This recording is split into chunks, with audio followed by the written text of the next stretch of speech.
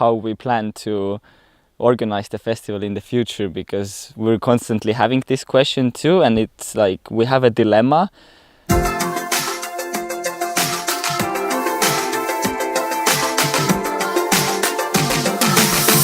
First time I tried acro yoga was about 5 years ago in Ecuador, in a little community in the Andes mountains, and yeah, I pretty much just got really passionate about it right away. I started to train with my partner Ester, and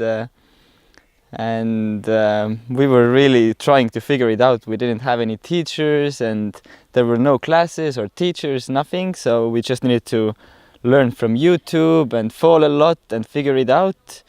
And then at one point people around us started to be really curious, like our friends, and asking like, hey, could you show us? And then before we even noticed, they invited us to like do a workshop, and we're like, oh, but we're like beginners ourselves. But I remember in the beginning I was really passionate about the practice and I wanted to get her into the practice, and like, okay, we need to do daily practice every day, maybe 2 hours every day, and keep it up as a practice. But she was not so into it, and it didn't really work out this way as I was pushing. So I guess I've been learning to just give more space and allow her to decide when she wants to practice and if she wants to practice.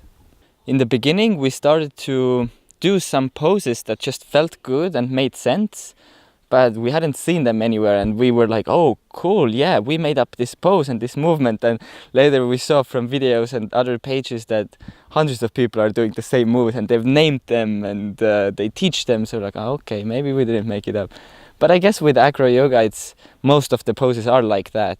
They just make a lot of sense, and they're old too. People have been doing this kind of stuff for a long time. So it's just going with the nature, not against the nature, I guess.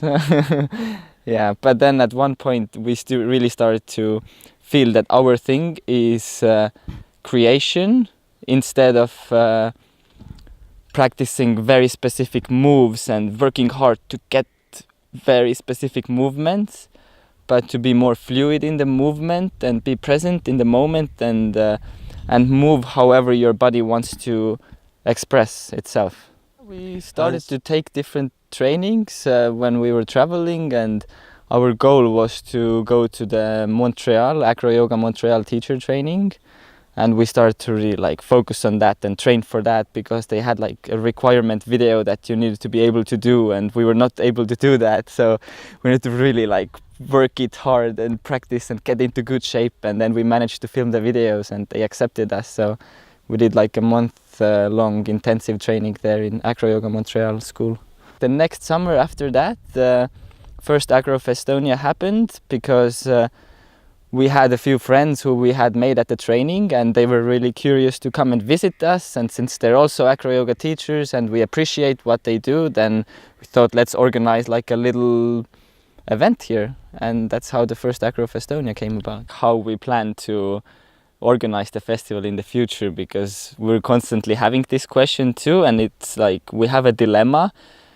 If we want to keep it here in this location, then we can't really get much bigger, because it's not designed to be a big venue for big festivals. It's our home, my family's countryside home, and I don't know how much bigger we can do. For now, we're happy with the size, and we're thinking of maybe doing it in another venue, and then we could do it bigger, because I think there is interest. But at the same time, I think AcroFestonia is so much like interconnected with this place. I think for many people, AcroFestonia also means coming to this place and having this special atmosphere that this place has. And yeah, it's also very special to us to suddenly have all these friends in our home and people we don't know. So it's not known yet. I think next year it might still be that we organize it here, and it's gonna be quite small like this year. I want to thank my family. I want to thank my grandparents for putting all their work here. They've been having this place for about 40 years, and yeah, they put a lot of work and love and heart into this place to make it as it is today, so that we could be here, you know. And also my parents, who've been just such a great support team for organizing the whole thing and making it happen. And yeah, it's been great to spend this past week with them and seeing how they also like put all their heart and passion into preparing and getting ready for the people, and then being like hosting all the people who are coming. So yeah, I'm very thankful. How old is this building actually?